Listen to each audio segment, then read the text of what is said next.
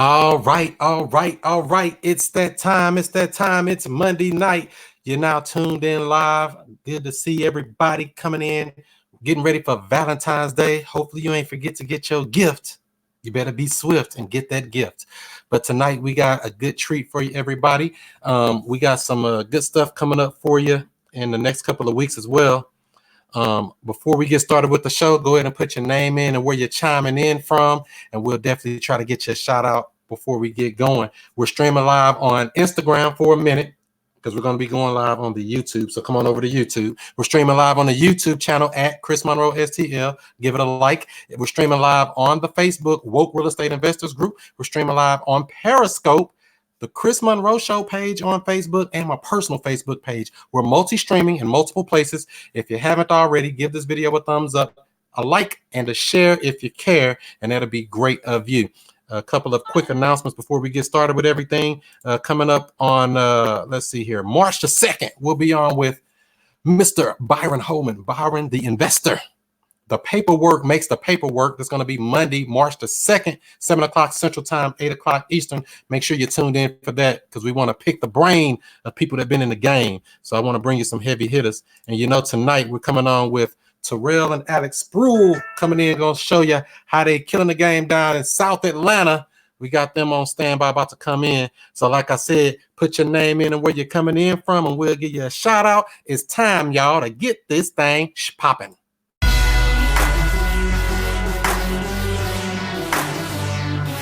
And we have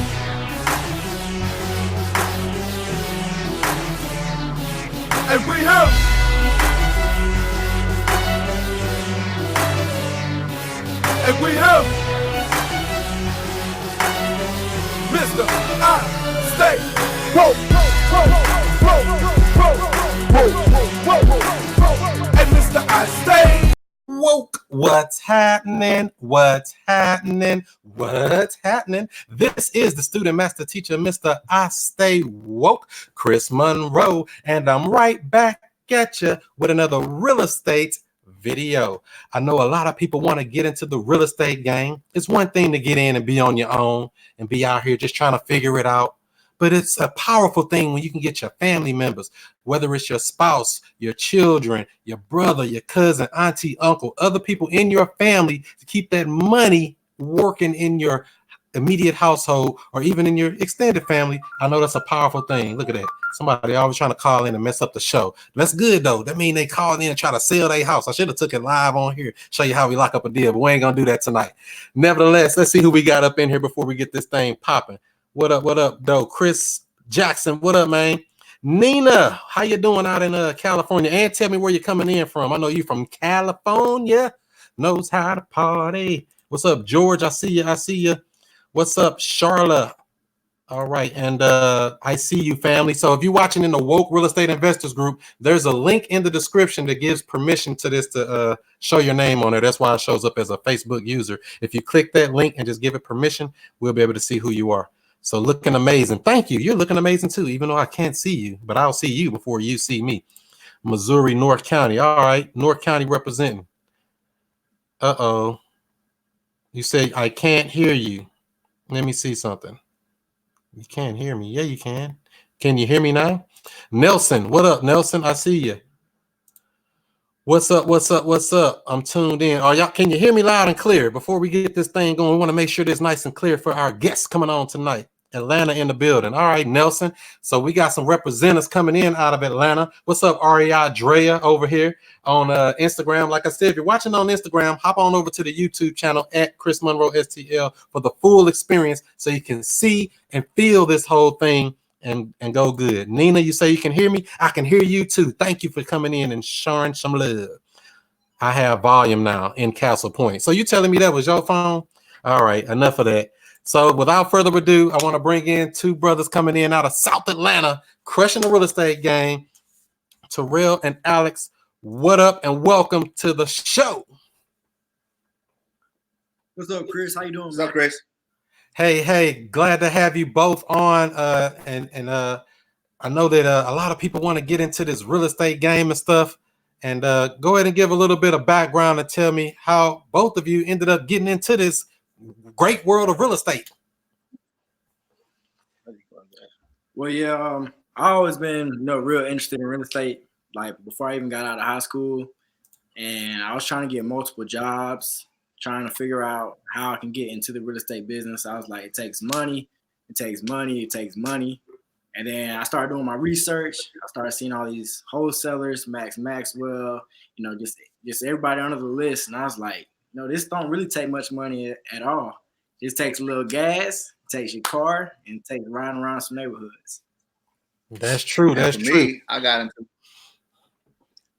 into it because I've been in business since not in real estate business, but digital marketing arena since 2006, and basically we made a lot of money during that time. But as you know, when you first get started in business, you don't make the best decisions. So we didn't save like we wanted to, and we didn't have our retirement set to the side. So I decided back in 2018 that I wanted to jump into real estate and make some money to put back for retirement. So I know that's right. So you telling me you pretty much got a background like me, because I kind of came from regular business entrepreneurship before jumping into real estate. Like, oh man, I already got the skill sets. I just got to transfer them over and get some deals. Is that kind of what you ran into there? Yep. Yeah, man. I've been in business all my life, man. Since the time I was 7, selling non-laters and everything else on the school bus. So I've been in business for a long time, man. And it was like, oh man, jump on to this game. I can do this. Yeah. So I'm a hustler, man. Okay, born hustler. So I tell people, if you got any kind of hustle spirit and you got the capacity to take a week or 2 or maybe 3 to learn the basics and jump in this game, is wide open. Wouldn't you agree? I agree. And the key is what you said is jump in the game. Like, no, you can't just stick your pinky toe in and say, I'm going to try it. And then don't ride it out. You need to, when you get into it, you need to get into it. And it's gonna get hard. This is not easy at all, by no means. And so folks think they can get rich quick and all this other kind of stuff and become a millionaire in a month, and it's not easy, man. So you most definitely got to jump in and consume yourself with a lot of content. And I'm still learning to this day. I've been in since, like I said, 2018. I'm still learning every day. Yeah, and if you don't jump in, it's just like you get stuck in that learning phase to where you feel like you got to learn everything before you hop in. But you got to learn by experiences. So when you get in, you're going to learn as you go.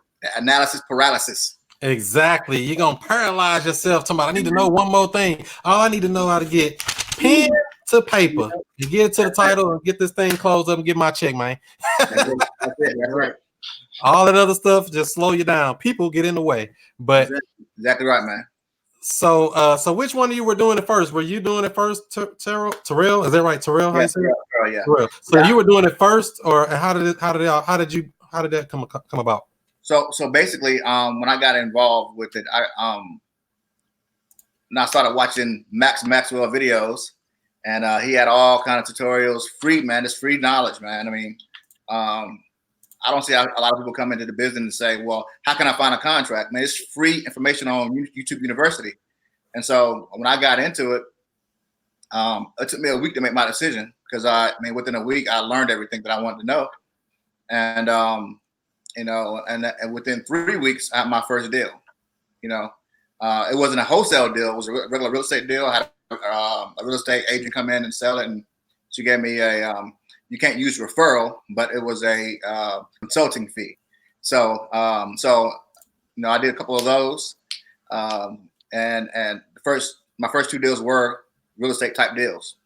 I handed it off to a real estate agent. So you got you a consulting fee. Yeah, I call it a marketing fee. I don't know. I mean, I guess this one. I need to start using consulting interchangeably, but it sounds pretty big, doesn't it? Yeah, marketing fee, consulting. I'm a consultant. Get my check. Roll my check clear. I'll call it what you want, baby.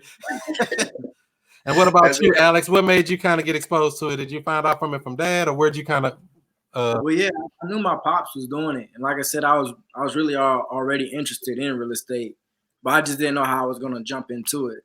And then he was doing it, and I was seeing his success with it, so I went ahead and let him take me up under his wing and show me a few things. I know that's right. And so are either one of you real estate agents, or are you just regular old investors like me? Yeah, actually, I just got my real estate license like 2.5 weeks ago. And Congratulations. yeah, appreciate it. Yeah, It's called strategic planning. yeah, yeah. I just knew I was gonna get a lot of tools, and like I said, and like you were talking about earlier, we get to keep the money in the family. We don't gotta hire out any other real estate agents, so we can just go ahead and keep it all between here. That makes sense. You got to be smart. I know that. And I had to send the young mind to go get it because I was sure not about to take that real estate exam. Yeah. I can't pass it. No. So was it difficult? Was it difficult for you? Alex? At high school, 20 years old, you know. So man, that's when he's 20 years old. So at the time when he got into wholesaling, and I was like, man, you got a younger mind than me, man. I said I'm not ready for that, you know. So he went ahead and took it. It took maybe a 3 or 4 month. Yeah, it was like 2 or 3 months. Hiatus, you know, to kind of learn the real estate biz. Hey, but the thing is, wholesaling made that possible.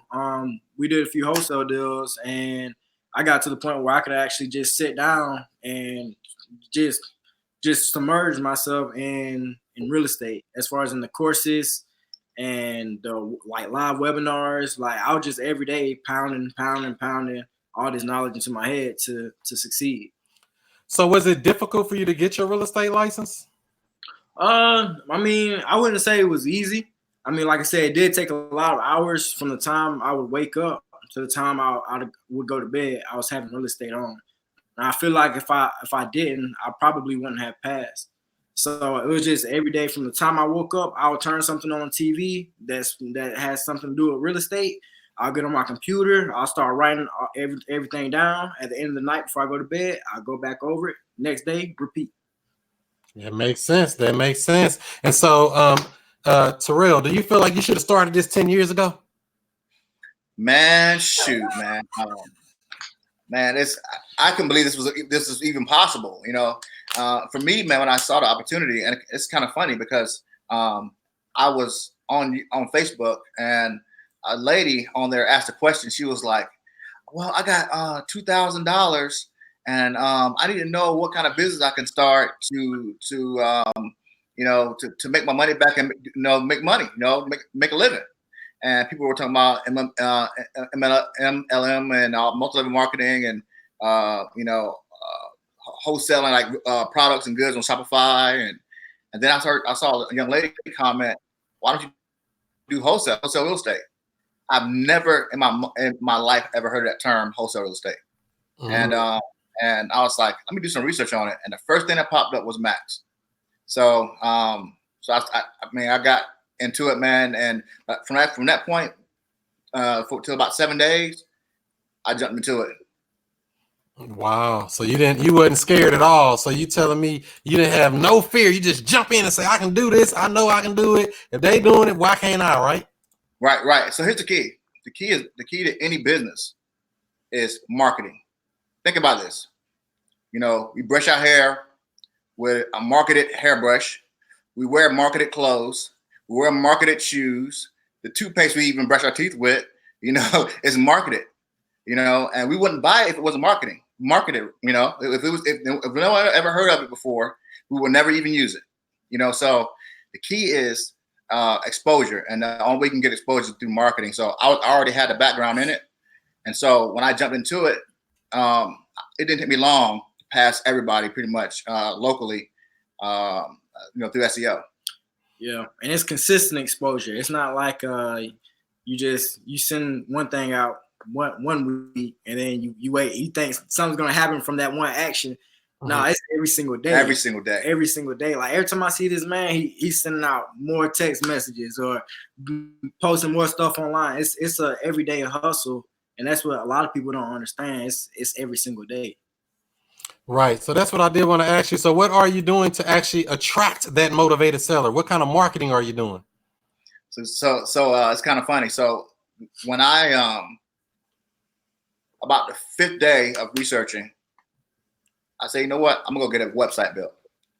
And so I started getting a website built, and my developer here in the office, she was like, she started building it for me, and then I came across Trevor from Carrot, Carrot. Yeah, they getting all the money, man. I ain't gonna hate, but they getting all the money. But go ahead. Listen, bro. When I saw that website, and being a digital marketer, being an SEO guy, I told my developer to stop doing what she was doing, and I jumped straight into within the hour, my site was online, fully SEO, everything ready to rock and roll. And so basically from that point, I just did SEO for the first because I knew how to do it, and Facebook. And so I just kept driving the cities that I wanted, the territories that I wanted. I kept dropping content in those areas until I started passing everyone. And before you know it, I was there.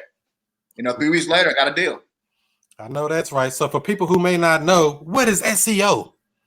Search engine optimization. So it's the process of taking your website from page 2, 3, and 4, or at the bottom of page 1, and try to get it ranked at the very top of the search engine. Maximum exposure. That's right. You get on page 1 of Google. I'm like number 7 or 8 in my town. So I'm trying to get up to the big dog, but I don't know what they did to get up higher. But I'm on the first page barely. I'm up there. Right. You'll get up there. Consistency, man. So you said you're not gonna go pay Carrot to do your site. So I'm gonna go build it up myself. I know how to do this already. Right. Get optimized. Drop all your links in there, backlinks. You did all that type of stuff. Edited each page, all that. So that's the biggest source you get most of your leads from is from that website. The biggest source is SEO, and I've done about 14 deals, and 85% of them came through SEO. Okay. Yeah, and now that I got my real estate license, say if someone wants retail price, my pops just passes it off to me and says, hey, he can list your property and then you can get it at retail price. Dope, bro. Like he just gave a prime example. I was cold calling today. Actually, I was text blasting today. I don't cold call too much, but I was text blasting today. And actually, no, I was text blasting, but I got a lead through Carrot. The lady came from, she did a Google search. And when I called her up, I asked her, I said, how much you want for the property? That's the first question. After I asked a few, few other questions, the third question I generally ask is, how much you want for your property? How much are you wanting to, get for it? She wanted retail. So I said, I guess, you know what? I'm an investor. I don't buy it right. I'm a fix and flipper. I said, but my partner, which is my son, he is a Keller Williams agent. He can go in, he can list your property, in no time. So I got off the phone. I walked over to his apartment because he has his own little place or whatever. And I said, hey man, I said, I got a lead for you. 1 o'clock tomorrow. And it just happened just like that. Dang. Appointment, yep. Yep. So it rolled just like that. So you can offer a solution, multiple solutions to any person that you come through your pipeline, because a lot of people don't realize that this wholesaling type business is the ground level. This is where the deals come from. You got to market and pull them in and do something with them when you get them.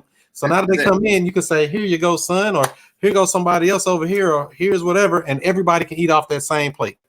Exactly. Yeah, that makes sense. And so so you are specializing more so in fixing and flipping, you saying? Is that what you like to do the most? Okay. Uh-oh. So when I got into this, and I tell everybody, I'm completely transparent. Anyone can ask me. My credit was horrible. When I say horrible, I mean horrible.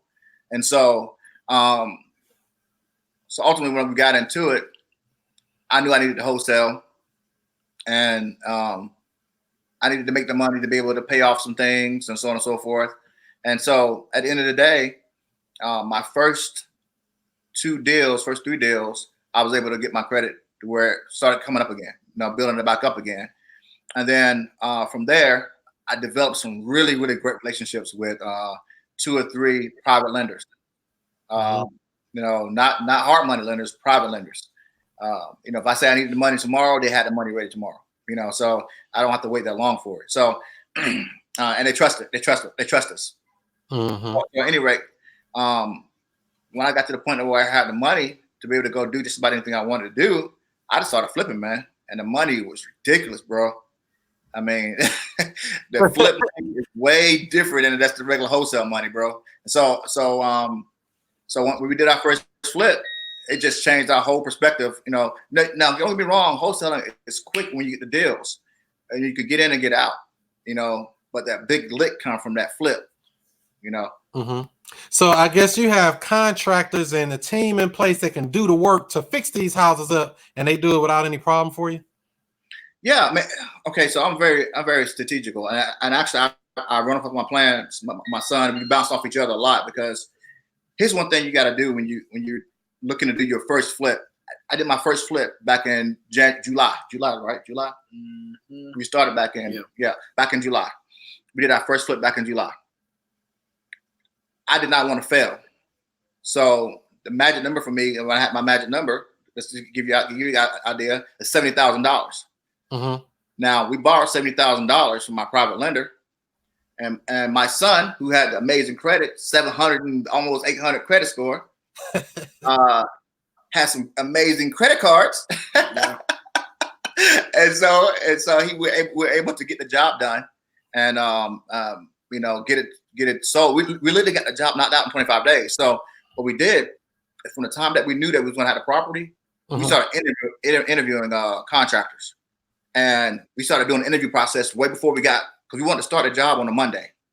We started interviewing like on a Thursday and over the weekend. So we started bringing guys in. They were looking at the property, and when the prices were kind of the same, everybody was saying the same thing. And then you know, we made our decision based on a guy that had the ability to do just about all of it, right? You know, and give us a really good price on it. So we saw some of his work, and we knew that we were going to be there. The first mistake that we made that we never going to do again is decide we want to do some of the work. You know, we decided. Oh boy, this man started out so energetic, rolling that brush. Yeah, you know, I'm a stud. I was just he was rolling. By the end of the day, yeah. It was I think you might have to say that again for the people in the back. Stay away from doing the work. No, yeah. And you want to do it. You want to delegate as much as you can, like. Yeah. And another thing, another mistake we made, whenever we went to inspect the property, we actually didn't even turn on any utilities. Yeah. And that's yeah. And then when we finally got it turned on, we figured out that there was a water pipe that bust in the front. So it was water in the front yard. Yeah. Yeah. So always turn on them utilities. Yeah. The first thing, I promise you. And see, with me being the kind of person I am, and I'm so paranoid. And I told my son, I kept saying, I was like, we stayed there all day, and it was like 9 o'clock. It was dark by that time, and we started hearing the water. I kept hearing something going running water. So I checked the toilet. Toilet wasn't running. The sink wasn't running. I was like, what the crap is going on? So I keep hearing this water. So we go outside, and as we started walking around the side, we started feeling the water under our feet. Yeah. And so thank God that we listened to our intuition and went ahead and inspected before we left, because it would have been a hell of a water bill. Wow, it'd have just been running and running and running. Yeah. That's part of the game right there. So you got to chalk that up to a quick lesson learned. Right. Exactly. So back to interviewing these guys. I'm gonna give you guys another tip, and the tip that I learned, from my uncle a long time ago. Back when I was in high school, middle school, whatever. Always buy your own materials and pay for the labor. Don't ever give the contractor the ability or tell them to go buy your material. Okay? Buy your material and then pay for the labor. That way you're getting the best work done. And they don't get paid up front for anything. They get paid from the work that they do. I actually heard that from somebody else too, because I think that makes sure that they're not a direct employee of yours also, right? When you do it that way? Right. Yeah. Well, so the first, all of them was in 1099. It was all 1099. But in our case, we knew we had very limited money, to work with in the very beginning. And so we knew that if we gave put everything in the contractor's hand, that at the end of the day, we would have lost. We would have came out, instead of $25,000, $25,000, it would have been $30,000, $40,000. You know, if we would have put everything in the contractor's hand. You know, so we monitor everything. And guys, don't ever rely on a contractor, because people are lazy by nature. Don't ever rely on a contractor to do a great job. You need to go and inspect your job every single day if you have the ability to do so. And if you don't have someone to do it, if you can't do it yourself, have someone to do it for you. You know, so don't get on a live stream with me. Show me the video right now. What it look like? Exactly. No, don't do that either, because we got burnt. I'm telling you. Really? My contractor showed me. Remember the trim work. He showed me the trim work. That's the good spots. He just showed me the good spots. Man, around, baby. I want to see the whole. That's looking good. That's looking good right there. And then we got there, and it was horrible. Oh yeah. Wow.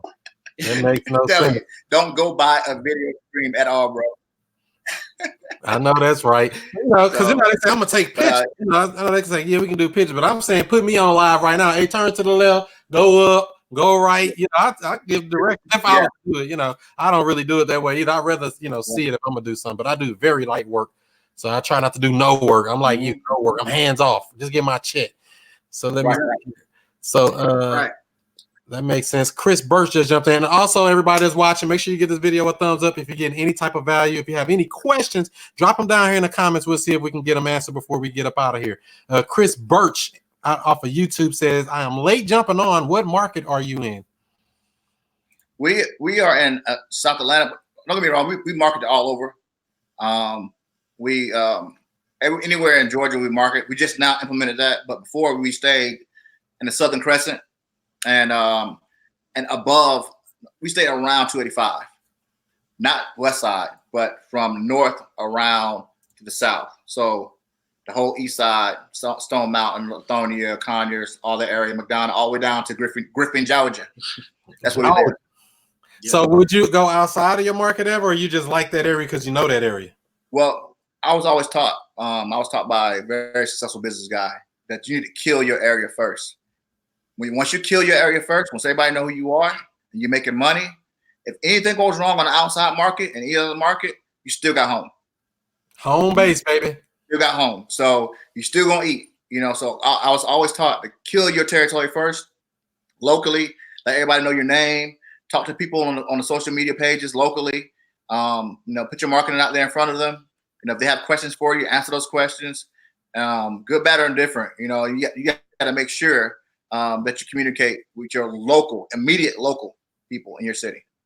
Okay, makes sense. So I see that you like more so the marketing, Tirrell. Alex, what is your strength? What do you feel like you like in this real estate part of the business here?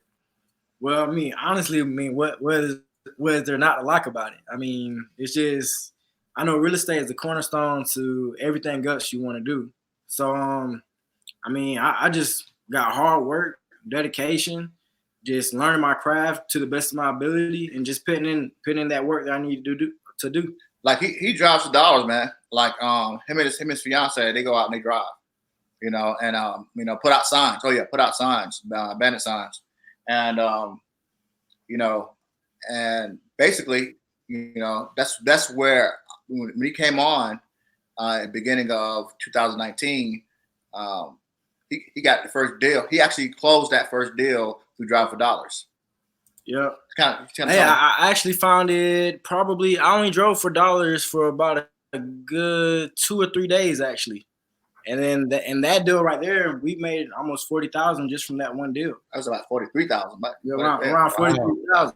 So driving for dollars, can you give me a little walkthrough of how would you go about going through this process of driving for dollars? Because some people jump into this stuff and they brand new and they don't know what that is. I think some people know, but they kind of like, I heard about it, but what is really driving for dollars? What is that?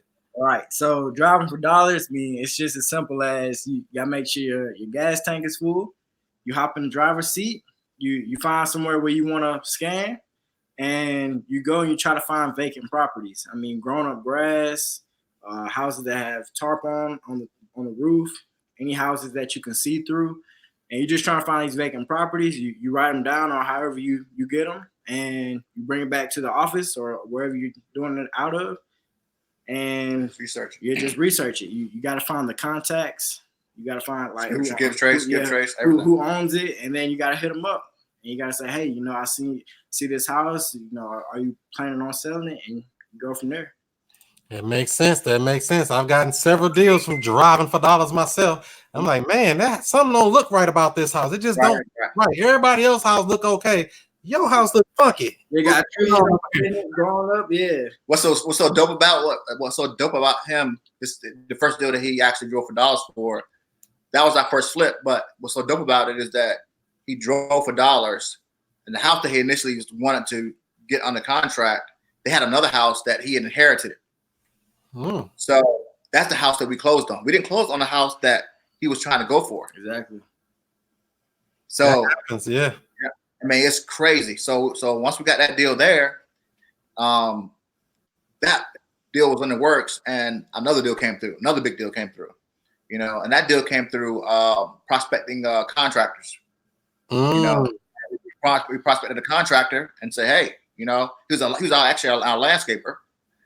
And on that deal, I said, hey, the guy's name is Mike.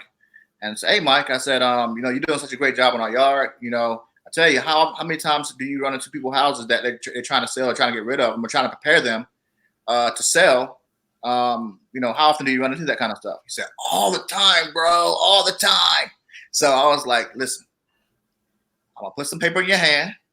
You give me a deal, I'll put $1,000 in your hand. And he was like, bet. A week later, we had another deal. Listen, we had that deal before we closed that deal before we even closed the flip deal. Yeah. You know, so we went out there, man, and the house was it was huge. And basically, you know, when people say, you know, they find distressed properties or owners that are ready to tired of the property or whatever, it's true, man. I mean, in this property here, the son pretty much had a nervous breakdown. His military had a nervous breakdown, and got himself arrested. And my contractor knew the lady that he was cutting the grass for, and so I called her. I called her up on Wednesday. On Thursday, we signed a contract, and then we had the wholesale deal was done by that Friday. So it all happened that quick. My attorney, which is super fast, if the property is local where we are, he can run a title on it within a day or two. Dang, lightning fast. Yeah, and he's dope, man. Shout out to Wessel and Gerber over here. Hey, and I've been through. We got title companies more so here, but I've been through 9 different title companies. So that should tell you something. Right. A good one where I can say boom, bang, bang, make it happen. It takes some time. When you get some good people on your team, embrace them, take care of them, send them a birthday card, do something. Because boy, there's some people out here that suck in this game. Yeah, not lying. You're absolutely right, man. And they treat us right. But anyways, the house is valued at $300,000. And how about we offered her $120, and she took it. Boom. And so we got it. And the house needed a lot of work. Don't get me wrong. House needed a lot of work. And when we did the deal, we made $20,000 on the deal because so much work went into the property. And so and it happened within literally 5 days. 5 days, the deal was done. You know. So wait a minute, you telling me that you can make $20,000, and I think that's like the poverty line, $19,400 a year, or something like that is about the poverty line. Right. And you telling me you can do what some people make in a year in 5 days? Right. Oh yeah, for sure. For sure. That's real estate, baby. Yeah, that's what it is. Yeah. And so from that deal, after we closed, we went to the closing attorney. We signed everything, and I was talking with the lady that sold the seller that sold it to us. We were just asking the questions. She said, "Tirrell, you guys did me such a great job." She said, "When you offered me that 120, I would have took less than that." Yeah, I was like, "Hey, we was like, oh." You should. Who says a number first loses. Oh man, she said I would have took less, man. I was like, how, man? And I've done several deals that way. Not that I offered them more, but I found out later that I could have got it for less. But you know, I'm good as long as they happy. I don't have to get them for every crumb. Exactly. Yeah, I mean that's kind of a motto that I go by is building relationships before transactions. So I like to go by that code. That's right, because they can bring you another referral too. I mean, I've had people do that, bring deals. They got two more. I got two more places that we went seeing yesterday from her mom. So that's the daughter's daughter sold the property to us, and then she referred us to her mom who had two properties. Wow. So we went out yesterday and 2 days ago. I'm sorry, 2 days ago, and we saw those properties. So you became more than just some buyers of real estate. You became a trusted advisor. Somebody who come in and provide value to the marketplace, help people out in their situations. That's a good thing there. We're not nickel and dime, guys. Listen, at the end of the day, it's about developing that relationship the way they trust you. If they feel like that you're trying to drain them of every single dime and not really giving them a fair opportunity or a fair offer, and you trying to look out for that dollar, first of all, you're not going to be in business long. Second of all, you can't call them again, ever again. They're not going to that to you. Yeah, that's some deep stuff right there. They say rapport has bought more houses than cash ever will. Right. Yeah. I see. Cheryl. She asked us what skip tracing did we use. Yeah. Who do you use for skip tracing? Charlotte wants to know over on the YouTube channel. Yeah. So we use high-low. We use prompt stream, and we use speaking of that, when my son went out and dropped for dollars, we had a prompt stream list of areas that we want to target, and he went out in that area, and he just kind of drove around that area. He don't just get out into a car and just drive. You know, they find a spot where there's a lot of properties being sold, hot spots, and then I use high-low, send out high-low skips it, skip traces it, and get it back to us. But he drives for dollars before we actually get the skip trace back. And so when he gets back, he can say, "All right, Dad, this house is here. I found another house. I was going for this house, but I found another house that I want to skip trace." So then we just use True People Search, and we immediately search that house right then. TruePeopleSearch.com, one of my favorite free websites. I've got many numbers from that thing. That's it. TruePeopleSearch.com. Good. Yeah. In regards to driving for dollars, it looks like brother here wants to know, do these empty houses have for sale signs in front of it when you're driving for dollars? No, for the most part, no. I mean, all the ones that I came across, none of them had signs. These properties are usually they moved from the property and it's just sitting there. Like it's real tall, but that one was had long grass. Yeah, that one had long grass. I mean, it's for the most part, it's just someone that's not living there.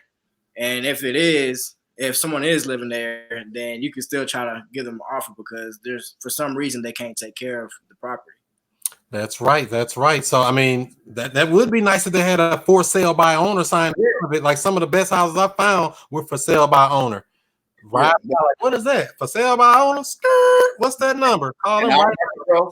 In our market, for sale by owners, they think they have gold, and so at the end of the day, you know, they think they have the properties valued way more than what it is. It's above market value for sale by owner, and you know, great. I mean, that's understandable. They have attachment to the property and things of that nature, and they want to get everything that they want, but they believe that the property is like gold, man. You know, $1 billion. Yeah. Students I just got off the phone with say they talking to a seller. They said they'll take terms on the deal. They want to sell it. The ARV is 165, but the seller only wants 225. I'm like, how you? That ain't no deal. That ain't no term. That's a no deal. Yeah.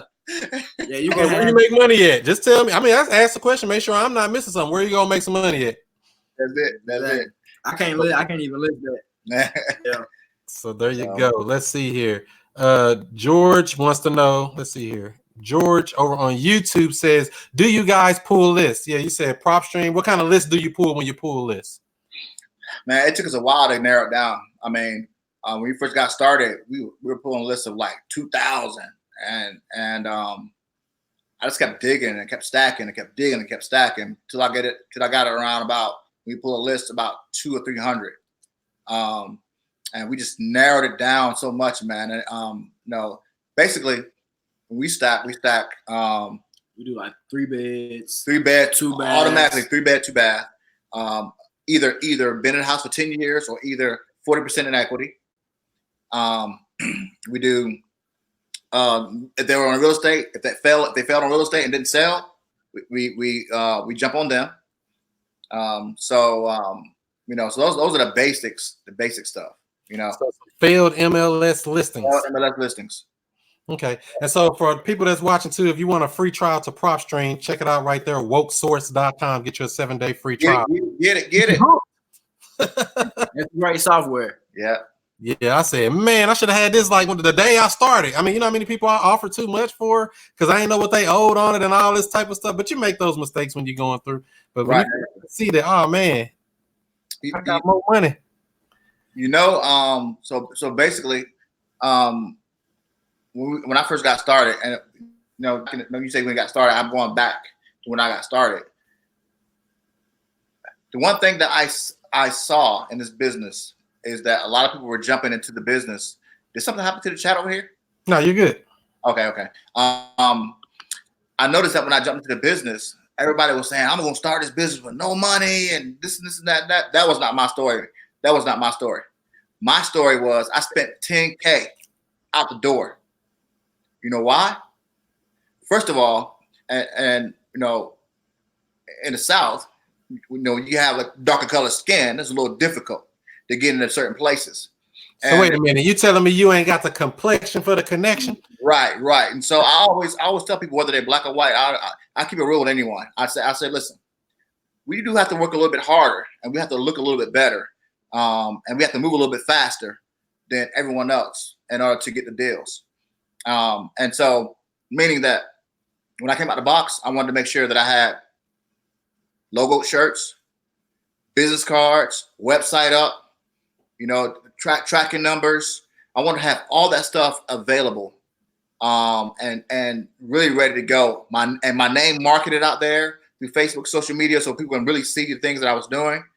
I wanted to look like a multi-million-dollar company before I even stepped to the first property, and so I spent the money up front. Now there are some people that start out driving for dollars and they build up that way, and that's great. All that's fine. But do you know, Chris, back when I started back in I said November of 2018. I promise you, when I joined Matt's group, there was about 300 people that joined with me.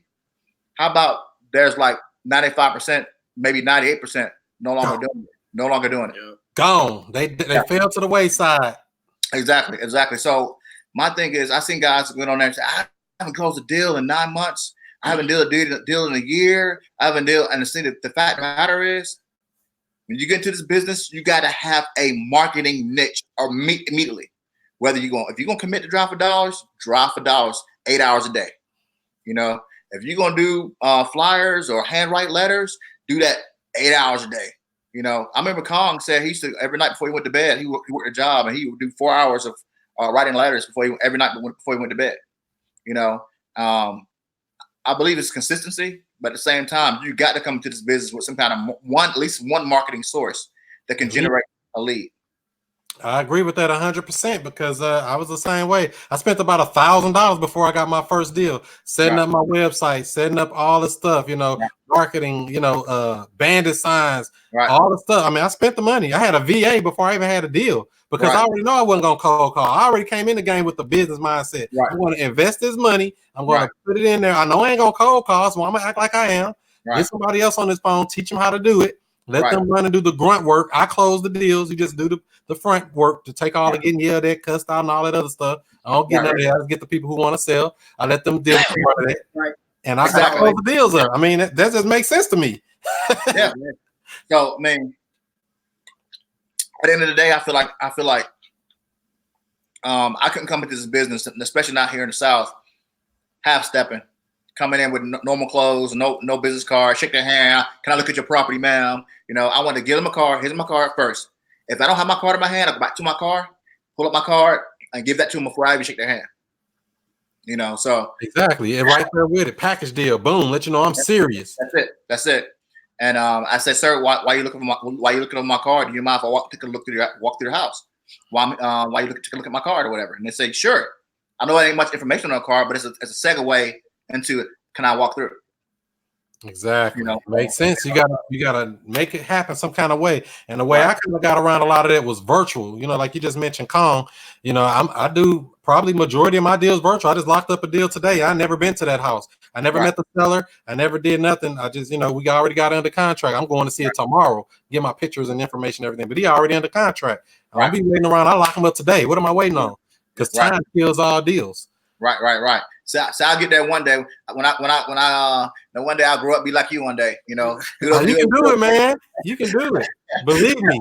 I bought and sold houses I never been to, wholesale deals I never been to, all type of stuff. I mean, and once you see it, it's like, man, I've been stressing. I'm not saying not to do it, but there are times when you can already have them under contract and figure it out once you get there. I mean, at least you got equitable interest. You can bring your buyer with you or your lender with you or whatever you need to do to make that deal go faster because you didn't have to waste that time. You already got your stuff over to your attorney before you even go do your inspection. You see what I'm saying? It speeds you up. It beats the competition. And then if you have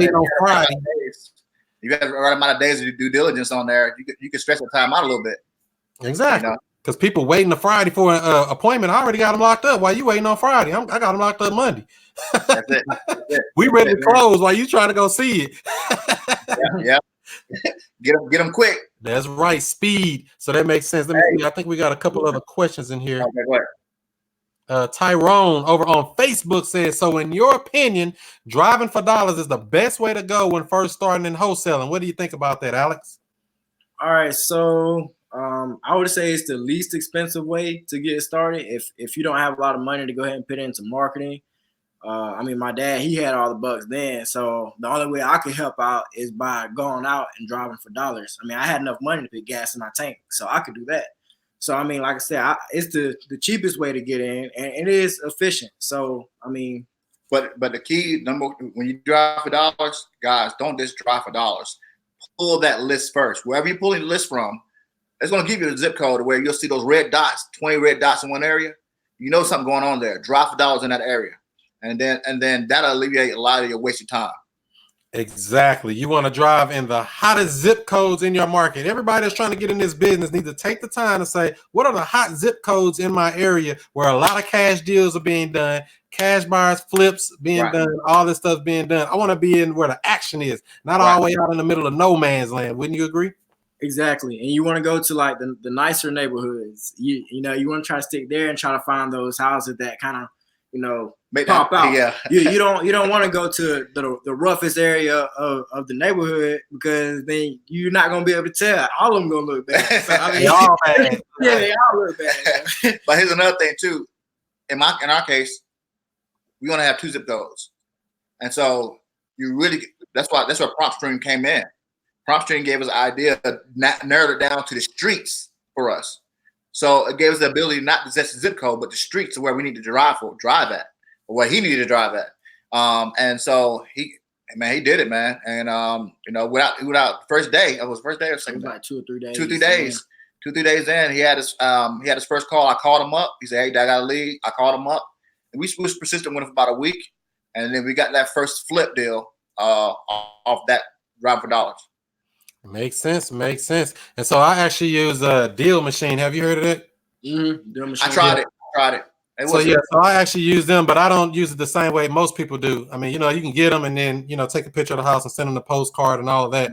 But I usually just get all the houses, either me or I got a couple of drivers here in town. I actually hired some people to do some driving for me. So they actually drive, put it in the system. We try to call them first before we spend that money trying to send this mail, because this mail get expensive. Oh yeah, it can. $1, dude. $1 postcard. It's very, very expensive very quickly. Now, don't get me wrong. I tried it. I spent about $1,500 on it, and didn't get one deal. And maybe I was doing something wrong. Maybe I don't know. Yeah, so like I said, I do it a little bit different. So say we go find 50 houses. 50 houses. We extract that, then skip trace that list, cold call them. If we can't get them on the phone. Then we send them some mail. If we get an answer right off the phone, we don't need to send them no mail. But that'll get your list shrunk down smaller. So out of that 50 people, I'm only sending 15 pieces instead of 50.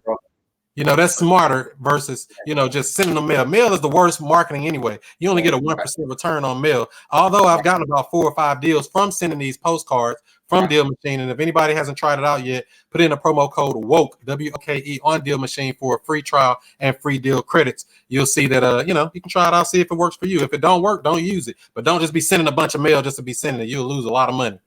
Right. That's also a lot of money, man. I promise you. Yeah, it usually takes multiple contacts before you even get them to respond anyway. So you might have to send 3 or 4 or 5 mailers before you get somebody to respond. So it can get real expensive. Yeah, they say it takes 200 mailers mail 3 times to the same property to get one deal.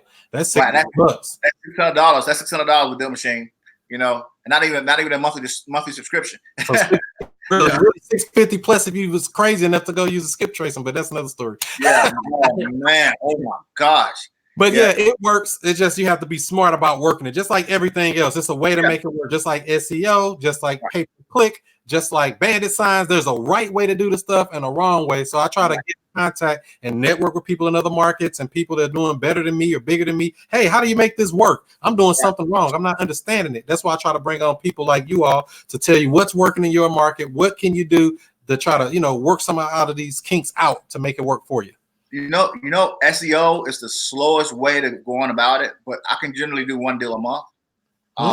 With SEO minimum. I've done 3 deals in 1 month before, but SEO is a slow way to do it, but it's a steady way, for sure. And not only that, I get the biggest deals from that. Because that's another thing. When it comes to the website, they ready to go too. They're just like bandit sign. When they hit that website, they ready. They ain't let me check and let me see. Most of the time, they ready to go. Most of the time. But it could be a double-edged sword. They could be looking at competitors too, though. I got a tip too about bandit signs that I learned in the beginning when I was doing it. The properties that you see that are vacant, you can actually go and stick that sign in the actual lot, and it'll just give you more attention. And people who are driving through the neighborhood is going to see your signs. And if there's multiple properties in that neighborhood that are vacant, you got like 3 or 4 signs just in that one neighborhood. Right. So you're saying to go put a "We Buy Houses" sign in the yard of a vacant house? In the yard. The yard. I mean, if they call, and the thing is, if they call you, you say, hey, I tried to get in contact with you. I'm sorry about putting that in your yard, but now that I got you on the line, are you interested in selling your house?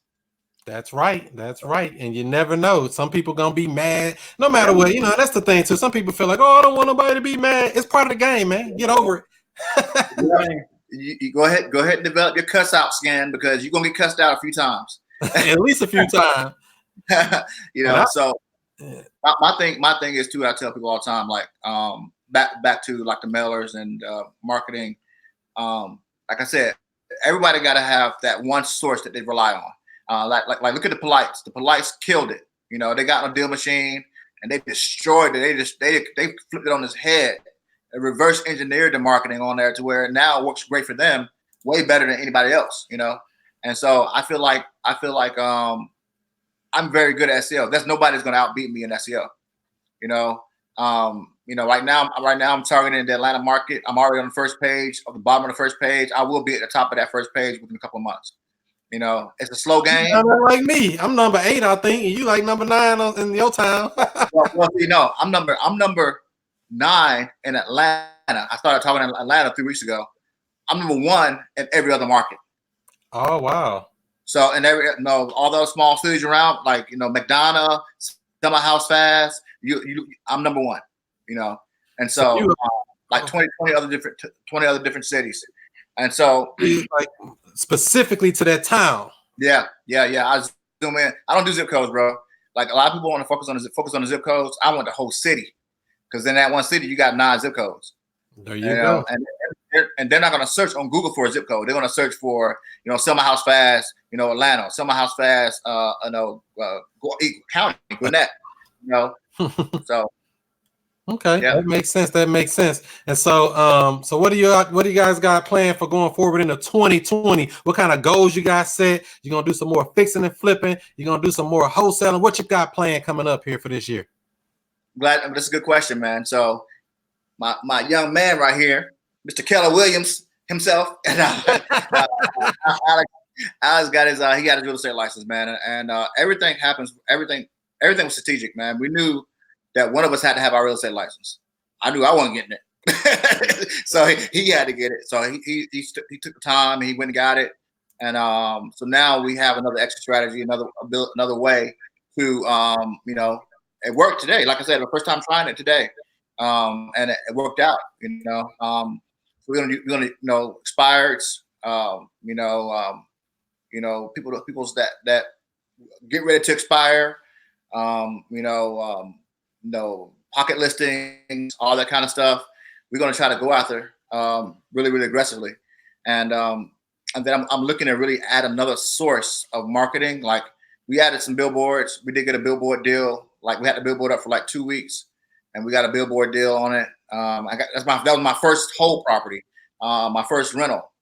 And when I tell you my credit was bad and it was horrible, I got financed for a deal for 30 years. There you go. So it's all strategy. When they feel like you got some skin in the game, they're gonna take you serious. And they're gonna say, hey, okay, 6%, I'll take 6% versus not having it at all. I'll take that. Right. You mentioned a little bit earlier about a private lender. How'd you go about finding these private lenders? So in the beginning, I had REI Pro, and I used REI Pro, but my private lender came from Facebook, believe it or not. I did a post, my first wholesale deal. I posted a property, and my private investor, which was a buyer, found me. And it's biblical, man. If you don't ask, you don't receive. So I told her, I was straightforward with her. After she financed the first deal for us, 2 things I asked her. I said, first thing is this. The next time we do a deal, I don't just want the money for just buying a property. I want the repair money as well. That's the first thing I asked her. And she said, no, I don't like that, but eventually she said yes. And then secondly, but before we got to the lending part, when she bought my first property up in Atlanta, above Atlanta, I said, now do you guys do private lending? Do you guys fund properties? And she was like, yeah, we do that. She said, you go out and find a deal. She gave me the criteria. She said 70,000, between 70,000 and 150,000. You found that, and I'll finance you. But I would have never known if I would have never asked. So I got my first close, my first flip, and my own private lending deal, all through private money, and they thought I had skin in the game, but it was really my investors' money that I had in the game, and they saw that they loaned me the money, and so the bank within 2 weeks loaned me the money on a buy and hold deal. Dang! So you got a commercial loan? Well, no, it was a 30-year. It was a rental, single family rental. Okay. So that's what you want to do, more of that, I guess, more long-term holding. Well, see, in our market is so competitive. You got to win on multiple different planes, and so we flip when we need to flip, and we hold when we need to hold. So right now we have 2 whole properties that we're working with, but now we know we spend a lot of money getting these holds ready to be rented. Now it's time to wholesale again. So you got to adapt. You have to continue to maneuver and adapt to situations. So our money's gone now. So now we got to go out and wholesale again. We get our money back up again, get it up and going strong again, and then put a down payment on another property. Okay, so keep that money working. Exactly.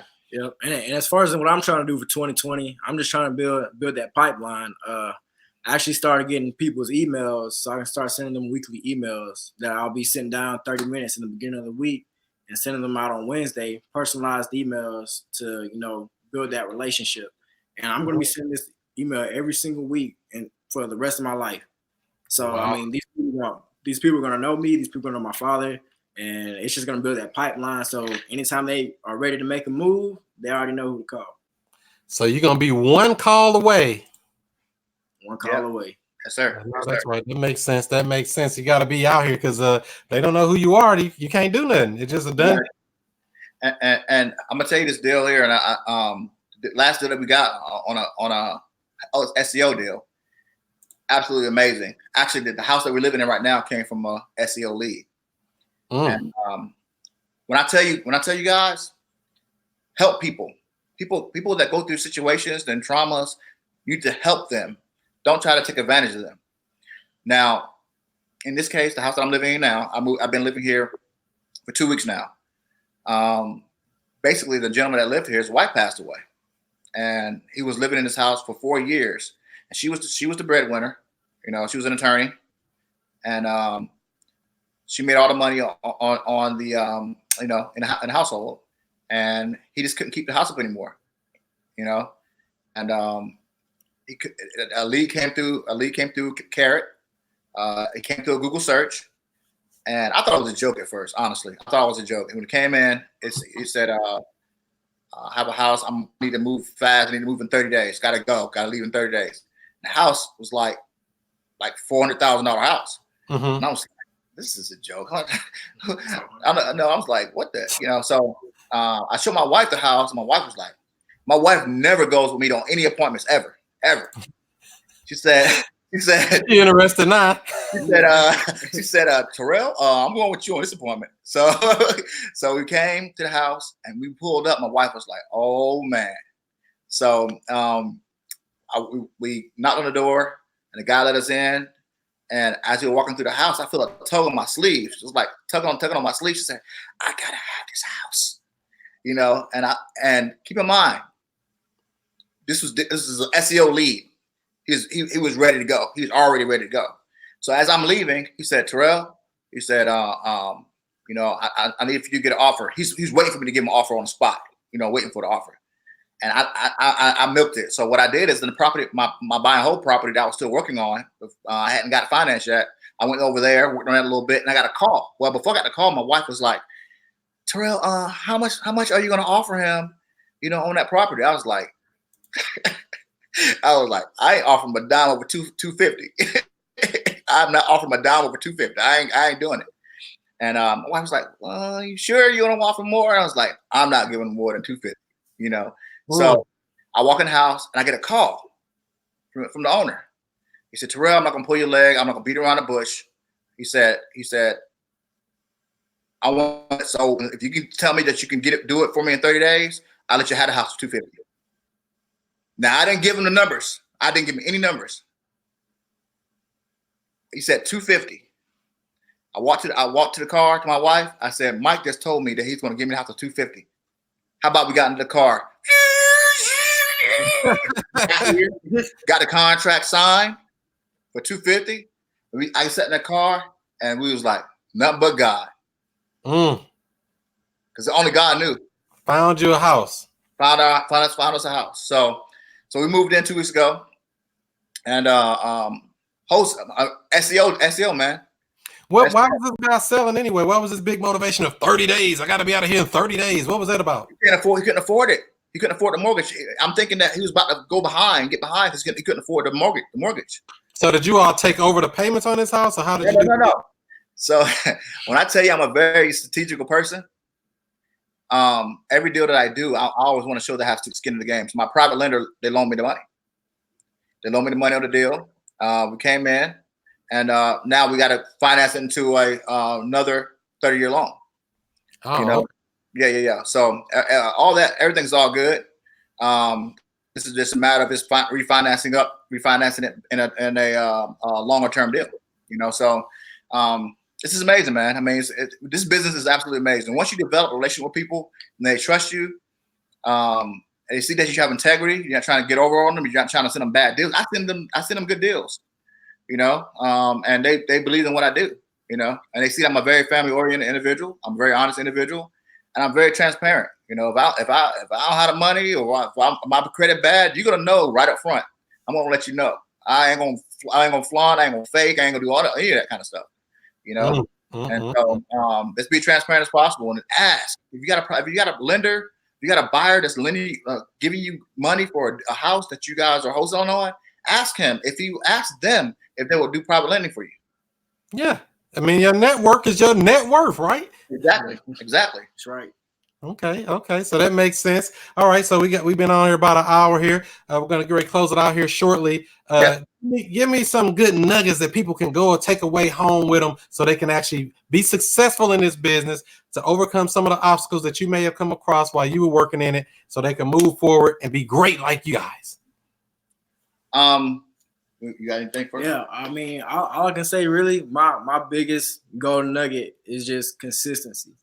Like, for example, for driving for dollars, if I would have went out that first day and came back home and I was like, that didn't do nothing, then the second or third day that I went out, I wouldn't have got a deal. So, I mean, you just got to make sure that you stay consistent. You can't let nothing get you down. You just got to keep pushing and pushing and pushing until you make it happen. That's clear. What about you, Tirrell? In my case, because my credit wasn't the greatest, the first thing I would say, do once you get into this game, go ahead and work on your credit as soon as possible. My whole plan from the very beginning was to have my credit up to the point to where, I didn't need anyone to co-sign, or I got turned down for a deal. So I made sure that any deal that I got, applied that money towards repairing my credit. And so I use an amazing company, man. They did a jam up job, removing dings on my credit, and removing back things on my credit. And then my credit went from, being very, very low to, good. So to good enough to qualify for, Wait a minute. Welcome to the 700 Club. Now, right.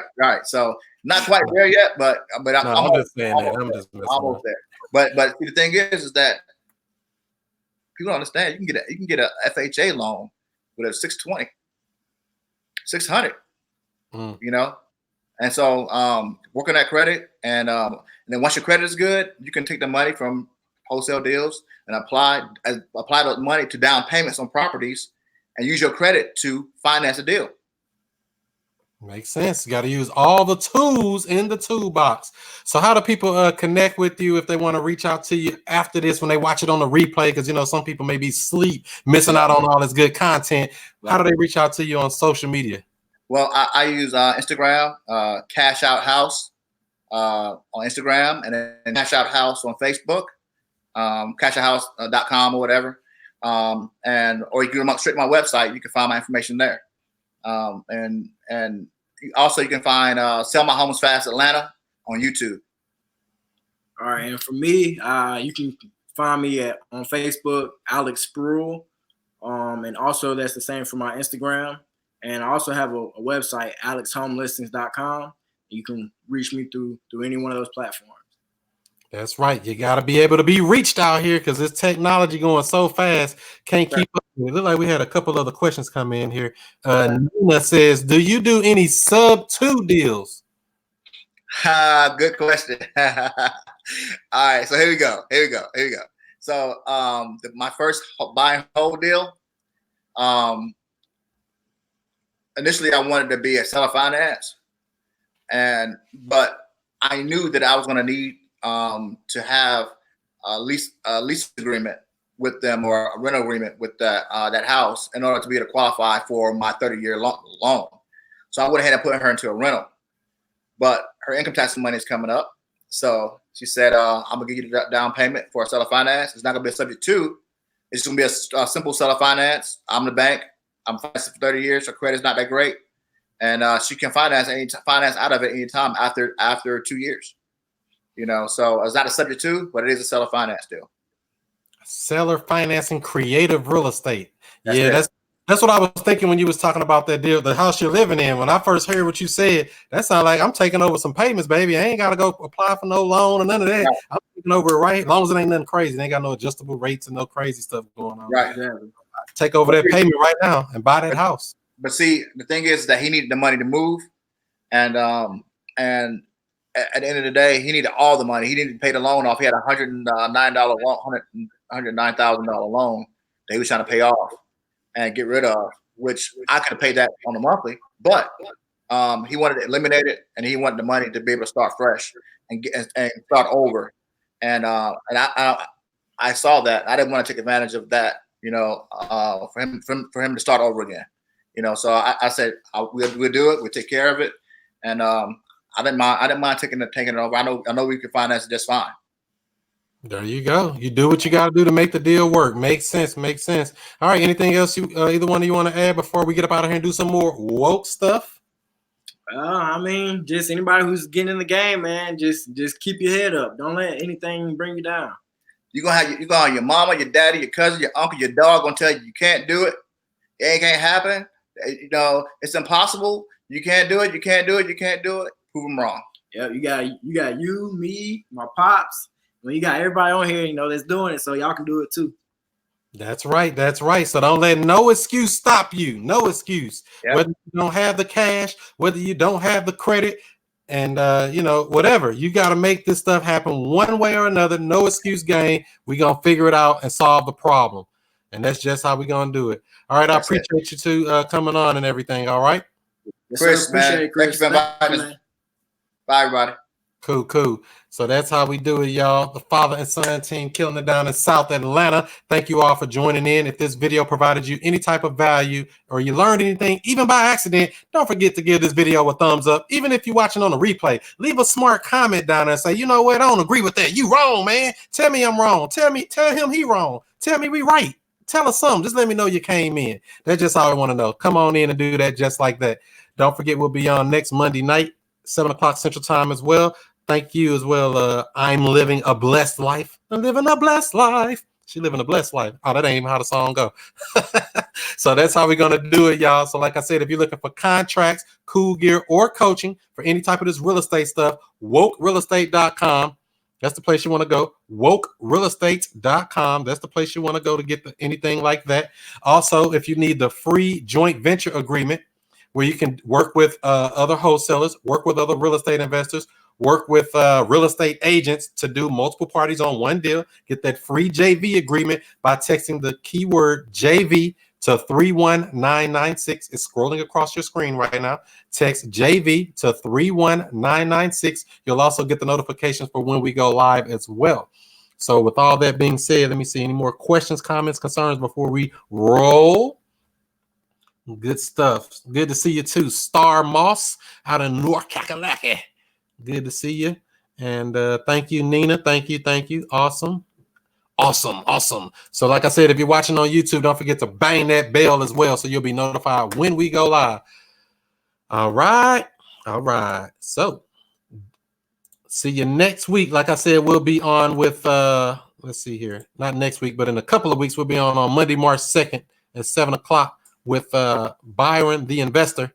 And we got some other heavy hitters coming up as well. We'll let you know the dates of the people that's coming up for that. And before we go, I'm about to get about here and do some more woke stuff. So do what you do. Be who you be. And I'll see you before you see me. Peace out.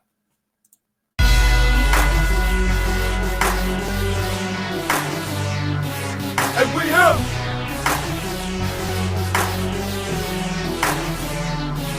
And we here.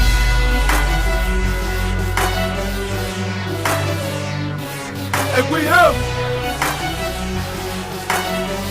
Mr. I Stay Woke.